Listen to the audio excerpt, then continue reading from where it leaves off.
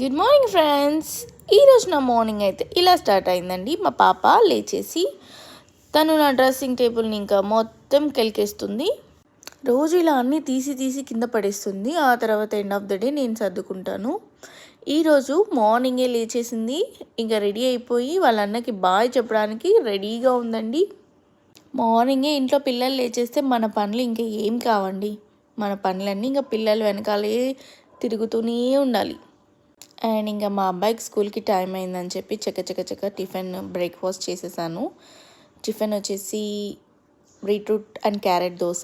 Beetroot and క్యారెట్ని మిక్సీలో వేసి దాన్ని దోశ పిండిలో కలిపాను. అండ్ పల్లీ చట్నీ, పల్లీలు, పచ్చిమిర్చి, అల్లం, వెల్లుల్లి వేసి వేయించిన తర్వాత దాన్ని మిక్సీ కొట్టేసి తర్వాత పెట్టేస్తే పల్లీ చట్నీ ఈజీగా అయిపోతుంది. అండ్ ఇంకా లంచ్కి వచ్చేసి మా అబ్బాయికి ఎగ్ చపాతీ చేసి ఇచ్చానండి. దీనికైతే ఏం కర్రీ అవసరం లేదు, ఓన్లీ చపాతీ మాత్రమే తినేస్తాడనమాట. అందుకని ఎగ్ చపాతీ చేయించేసాను. అండ్ స్నాక్స్కి కీరా పెట్టాలి కాబట్టి కీరాని మేము ఇలా ఉప్పుతో బయట బాగా కడుగుతామండి. దీనివల్ల బయట లేయర్కున్న మందు కానీ ఏదైనా పెస్టిసైడ్స్ కానీ పోతాయి. అండ్ ఇంకా లంచ్ బాక్స్ చూసేయండి, chapati, salad and sweet corn. And మా అబ్బాయికి లంచ్ బ్యాగ్ ఇచ్చేసి నేను ఫ్రెష్ అప్ అయిపోయాను. అండ్ నేను నా డ్రింక్ కూడా ఈరోజు లెమన్ వాటర్ తాగానండి. ఆ తర్వాత నానబెట్టుకున్న పల్లీలు ఒక గుప్పెడు తిన్నాను. అండ్ బ్రేక్ఫాస్ట్ నేను కూడా ఈరోజు దోశ తిన్నాను. అండ్ అప్పుడే ఇంట్లో నెయ్యి అయిపోయిందండి. మా పాపకి నేను ఇంట్లోనే నెయ్యి ప్రిపేర్ చేస్తాను కాబట్టి ఈరోజు నేను నెయ్యి చేస్తున్నాను.